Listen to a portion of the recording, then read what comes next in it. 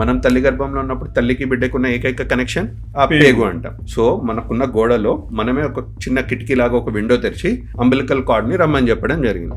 So once బిడ్డ పుట్టగానే ఆ అంబిలికల్ కార్డ్ అనేది రాలిపోతుంది. రాలిపోయాక ఆ చుట్టుపక్కల ఉన్న మజిల్స్ కూడా ఆ గ్యాప్ ని ఉందా లేదా అని దగ్గరకు వచ్చేస్తాయి. ఎంత దగ్గరకు వచ్చినా గోడే కిటికీ.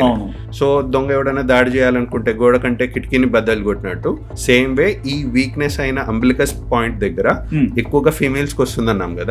ఎందుకు ఫీమేల్స్ కి వస్తుంది అంటే ఫీమేల్స్ కి ప్రెగ్నెన్సీ అనేది ఒకటి ఉండనే ఉంది. ఆర్ ఎవరన్నా లావ్ ఎక్కారు, వీటిలో ఏమవుతుంది, మనకు ఇప్పుడు ఒక బెలూన్ తీసుకొని బెలూన్ లో చిన్న హోల్ పెట్టి బెలూన్ ని స్ట్రెచ్ చేస్తే సెంటర్ లో ఉన్న హోల్ కూడా పెద్దది అవుతుంది కదా. సేమ్ వే మనం పుట్టినప్పటి నుంచి బొడ్డు దగ్గర అందరికి వీక్నెస్ ఉండనే ఉంది.